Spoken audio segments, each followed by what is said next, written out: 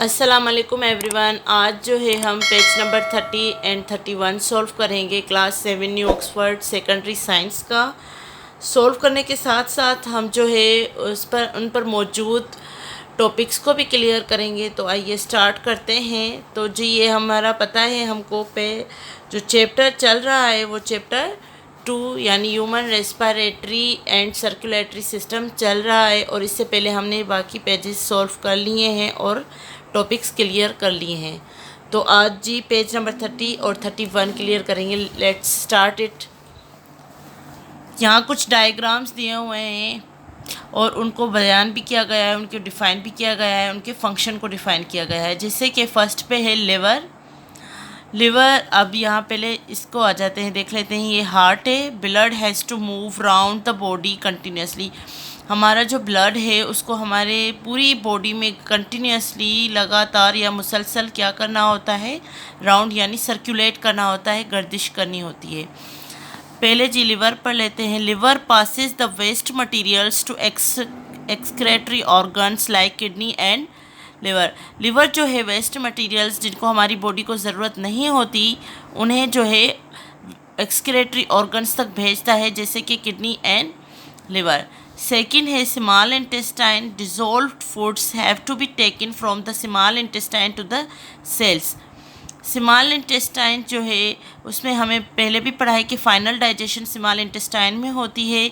तो वहाँ जब फूड डिज़ोल्व हो जाता है वो कहाँ तक पहुँचाया जाता है, वो हमारे सेल्स तक पहुँचाया जाता है। फाइनल डाइजेशन हुई। विली लाइक स्ट्रक्चर हमारे स्मॉल इंटेस्टाइन में मौजूद होता है, जो कि फिंगर लाइक स्ट्रक्चर होता है, जिन्हें हम कहते हैं विली। वो क्या करता है, जो फूड डाइजेस्ट हो जाता है उन्हें डिज़ोल्व करता है ब्लड में और हर सेल्स तक पहुंचाता है। Carbon dioxide and other waste chemicals have to be removed from the cells. Carbon dioxide और जो भी वेस्ट केमिकल्स होते हैं उन्हें हमारे सेल्स यानी ब्लड सेल्स से रिमूव करता है। कार्बन डाइऑक्साइड की बॉडी को ज़रूरत नहीं होती, तो वो जो है हम बाहर एक्सहेल कर देते हैं। इसी तरह जो भी वेस्ट केमिकल्स होते हैं वो भी हमारे बॉडी सेल्स से रिमूव कर देते हैं। Lungs. Oxygen has to be taken from the lungs to the cells. हम सांस लेते हैं, ऑक्सीजन ट्रेकिया के ज़रिए जो है वो लंग्स तक दाखिल होती है। लंग्स में एल्वुलाई होते हैं। एल्वुलाई जो है गैसेस एक्सचेंज के लिए रिस्पॉन्सिबल होते हैं, तो वहाँ से जो है सेल्स तक ऑक्सीजन आ जाती है। ये है movement of blood around the body, किस तरह जो है मूवमेंट होती है हमारी बॉडी में। यहाँ पे है concept check. Look at the following diagram and complete the table.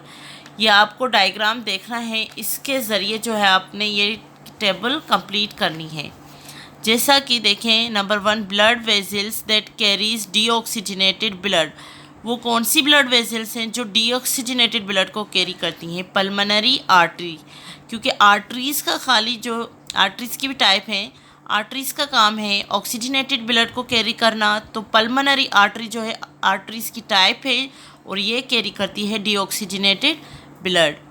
Second है जी blood vessels that carries oxygenated blood. वो कौन सी वेजल्स हैं जो कि ऑक्सीजनेटेड ब्लड कैरी करती हैं? वो हैं आर्टरीज़। पल्मोनरी आर्टरीज़ की टाइप है।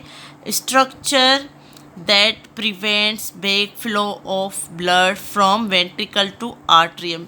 बैक फ्लो, एक बार जो है आर्ट्रियम से वेंट्रिकल में ब्लड आ गया तो वापस बैक फ्लो को जो है वो कौन सा स्ट्रक्चर है जो कि रोकता है? वो है मिट्रल वेल्व।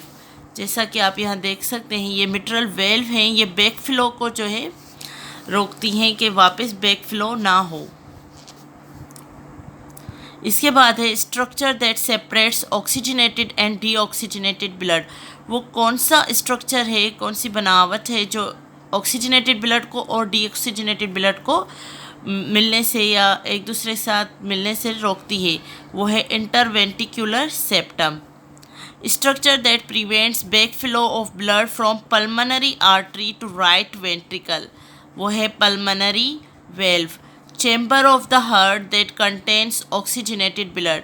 वो कौन सा चैम्बर है, वो कौन सा आप कह सकते हैं हिस्सा है जो कि ऑक्सीजनेटेड ब्लड को कैरी करता है? वो है लेफ्ट आर्ट्रियम।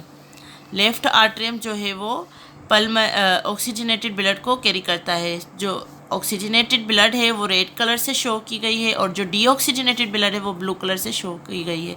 तो लेफ़्ट आर्टरियम जो है वो ऑक्सीजनेटेड ब्लड को कैरी करता है और जो राइट आर्टरियम है वो डीऑक्सीजनेटेड ब्लड को कैरी करता है। आगे जी देखें द ब्लड सर्कुलेशन। हमारी बॉडी में ब्लड सर्कुलेशन किस तरह होती है। विथ ईच हार्ट बीट,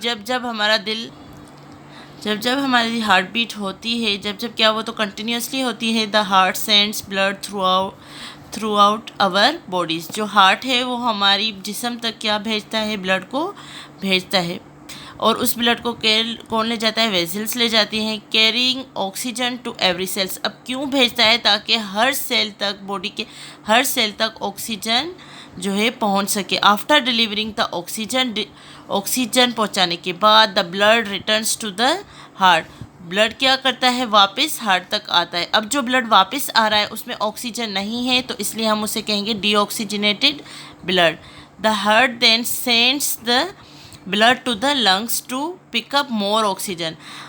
अब जो हार्ट है वो कहाँ भेजेगा ब्लड को, वो लंग्स की तरफ भेजेगा ताकि वो मज़ीद ऑक्सीजन कैरी करे, क्योंकि हम जब सांस लेते हैं तो लंग्स में ऑक्सीजन आ जाती है और वहाँ से एल्वियोलाई के ज़रिए एक्सचेंज हो जाती है और हमारी कैपिलरीज में आ जाती है, तो मतलब वो हमें ब्लड में शामिल हो जाती है ऑक्सीजन।